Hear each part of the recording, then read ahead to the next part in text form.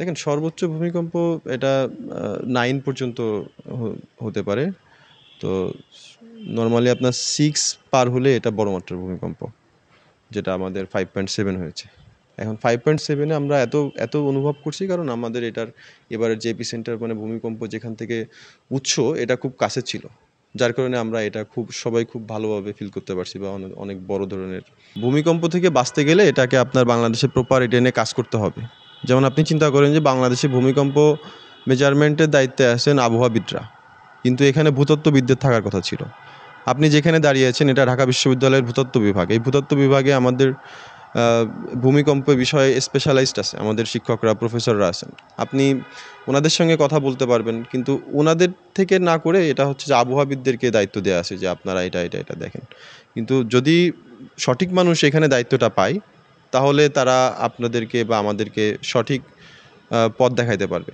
এখানের মেইন আপনার ফোকাস করতে হবে যে ঢাকা শহরে হাই রাইজ বিল্ডিংগুলো কমাইতে হবে, এখান থেকে অফিসগুলোকে শিফট করতে হবে, মেইন অফিস শিফট করতে হবে, ডিসেন্ট্রালাইজড যেটাকে বলে। তারপরে আপনার এই আমরা যে প্রতিদিন যে পরিমাণে গ্রাউন্ড ওয়াটার তুলছি এটাকে কমাতে হবে।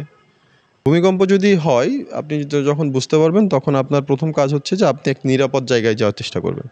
আপনি যদি তাড়াহুড়ো করে নেমে যেতে চান বিল্ডিং থেকে, অথবা আপনি যদি লিফট ইউজ করতে চান, এটা আপনার অবশ্যই ভুল হবে। আপনার প্রথম অবস্থাতে যেটা করতে হবে, আপনার হাতটা দিয়ে মাথাটা ঢেকে ফেলতে হবে। এভাবে ঢেকে ফেলতে হবে, আপনার মাথাটাকে সেভ করতে হবে। কারণ ওইখানে শেকিংয়ের ফলে মানে এই ঝাঁকুনির ফলে দেখা গেল যে আপনার বিল্ডিং ধসে পড়লো, অথবা যদি আরেকটু নিচে চিন্তা করি যে একটা প্লাস্টার ভেঙে পড়লো বা ইট মাথার উপরে ভেঙে পড়লো।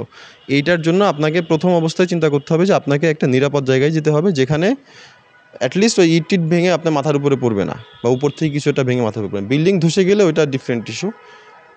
ওটার জন্য আপনার বড় মাত্রার ভূমিকম্প লাগবে। কিন্তু নর্মাল যে ভূমিকম্পগুলো হয় এটার জন্য আপনার সর্বপ্রথম যে চিন্তা করতে হবে যে আপনাকে একটি নিরাপদ জায়গা বেছে নিতে হবে। এক্স্যাক্টলি পরিকল্পিত শহর করতে হবে এবং সচেতন হতে হবে। জনগণকে ভূমিকম্প বিষয়ে সেমিনার করতে হবে, অনেক বেশি প্রোগ্রাম করে এটাকে পাবলিককে বুঝাইতে হবে যে ভূমিকম্প রোধে কী করণীয়। যারা এই আপনার বিল্ডিং নতুন করে নির্মাণ করতে গেলে সেখানে কি ভূমিকম্পের এই বিল্ডিং নির্মাণের কোডগুলো মেনে করছেন কিনা।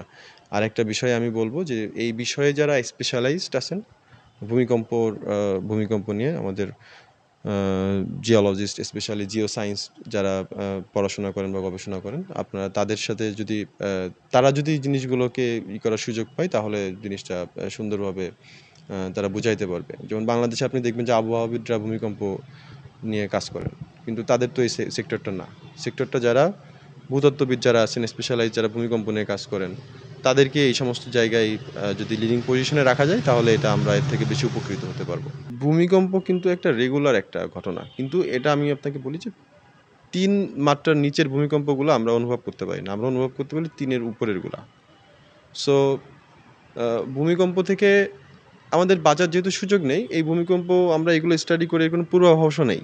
কিন্তু আমরা অনুমান করতে পারি যে এই সিরিজ অফ ভূমিকম্প এটা দেখে বোঝা যায় যে এখানে বড় ধরনের একটা ভূমিকম্পের আশঙ্কা আছে।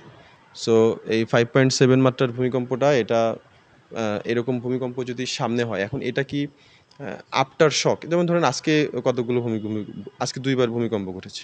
এই যে কিছু সময় আগেও একবার একটা অনেকে ধারণা করছে যে এখানে একটা ভূমিকম্প হয়েছে। তারপরে 3.3 মাত্রার একটা ভূমিকম্প হয়েছে সকালে বা দুপুরের দিকে।